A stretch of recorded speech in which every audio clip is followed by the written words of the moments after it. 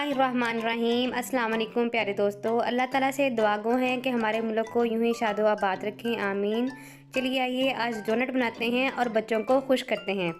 یہ دیکھیے یہاں پہ میں ایک برتن میں تقریباً 2 کپ بلکہ پورا 2 کپ میدا لے رہی ہوں، اور اس میں 1/3 جو ہے بیکنگ خمیر ڈالا ہے اور 1/2 چمچ میں نے بیکنگ پاؤڈر ڈالا ہے۔ اب اس کو نیم گرم پانی سے میں گوندھ دوں گی، اس کی رف سی ڈو تیار کر لوں گی، اور رف سی ڈو تیار کر کے ہم اس کو ایک سائڈ پہ رکھ دیں گے۔ یہ ہماری ڈو تیار ہو چکی ہے، بس اب اس کو ایک سائڈ پہ کور کر کے چھوڑ دیں گے جب تک یہ ہماری ڈو جو ہے وہ رائز ہو رہی ہے۔ اتنی دیر میں اپنی چاکلیٹ کی جو آئسنگ ہے یا ٹاپنگ ہے وہ تیار کر لوں گی۔ یہاں پہ 2 چمچ میں نے کریم لی ہے، ساتھ میں 100 گرام چاکلیٹ لی ہے، اور اس میں تقریباً 2 سے 3 ٹیبل سپون میں ملک ایڈ کر کے تو اس کو تب تک پکاؤں گی جب تک اس میں بوائل آنا شروع ہو جائے گا۔ یہ دیکھیے یہاں پہ اس میں بوائل آنا شروع ہو چکا ہے، ساری چاکلیٹ میلٹ ہو چکی ہے۔ اب اس کو ایک سائڈ پہ رکھیں گے، اور یہ دیکھیے جو ہماری ڈو تھی وہ کتنی اچھی سی رائز ہو چکی ہے۔ اب اس ڈو کے ساتھ اپنے ہم ڈونٹس تیار کرنا شروع کرتے ہیں۔ یہاں پہ میں نے کچھ میدا لے لیا ہے، اب اس کے اوپر اپنی ڈو ڈال کے اپنی ڈو کو تھوڑا سا میں مزید گوندوں گی تاکہ وہ اسموتھ سی ہو جائے۔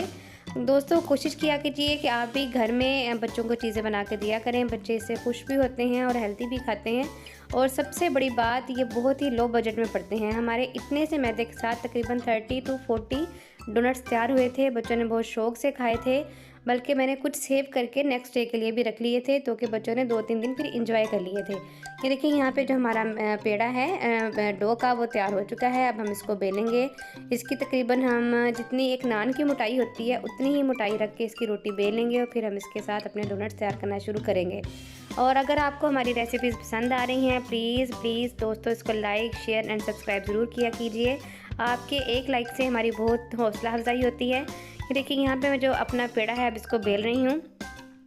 اس کو بیلنے کے بعد میں اس کو کٹنگ کروں گی، اور کٹنگ کے لیے بھی میں بہت کوئی مہنگی چیزیں یا بہت کوئی مہنگے کٹر نہیں یوز کر رہی، سمپلی میں گلاس کے ساتھ اس کو کٹنگ کروں گی۔ کوئی بجٹ پہ اپنے کے اوپر اس طرح سے اس کو نہیں کریں گے کہ ہم بہت ہے ہمارے پاس کٹر ہوگا تو ہم کاٹ سکتے ہیں، ایسی کوئی بات نہیں ہے۔ سمپلی آپ کے گھر جو چیزیں ہیں آپ ان کو استعمال کر کے اپنی ریسیپیز کو تیار کر سکتے ہیں، اپنے بچوں کو خوش کر سکتے ہیں۔ یہ دیکھیں یہاں پہ میں نے گلاس لیا ہے، میں گلاس کے ساتھ اس کو کاٹ لوں گی، اور جو اس کے اندر والا ہول ہے وہ میں بوتل کے کیپ کے ساتھ اس کے اندر والا ہول بنا لوں گی۔ اس کے لیے بھی میں کوئی کٹر نہیں یوز کروں گی، اور جو میری یہ ڈو باقی بچ جائے گی اس کا پھر میں دوبارہ سے پیڑا بنا کے دوبارہ سے اس کے ڈونٹس بنا لوں گی۔ یہ دیکھیں میں دوبارہ سے پیڑا بنا لیا ہے، جو ڈونٹس تیار ہیں، ہمارا آئل گرم ہو چکا ہے۔ اب اس کو ہم اس میں فرائی کرتے ہیں، اور گولڈن براؤن ہونے تک اس کو فرائی کریں گے، پھر ہم اس کو نکال کے چاکلیٹ میں ڈپ کر لیں گے۔ یہ دیکھیے ہمارے جو ڈونٹس ہیں وہ تیار ہو چکے ہیں۔ اب اس کو ہم چاکلیٹ میں ڈپ کریں گے، اوپر سے چاکلیٹ کلرفل سپرنکلز ڈال دیں گے۔ میں نے ایک جو ڈو تھوڑی سی اینڈ پہ رہ گئی تو اس کا ایک ڈفرینٹ سا ایک شیپ دی تھی، میں آپ کو وہ دکھاتی ہوں۔ یہ دیکھیے کتنی زبردست یہ ریڈی ہوئی ہے، کتنا سافٹ ہے اندر سے، بہت مزے کا تھا، بچوں نے بہت انجوائے کیا تھا۔ آپ بھی ضرور بنائیے گا اور کمنٹ باکس میں بتائیے گا کہ کیسے بنے۔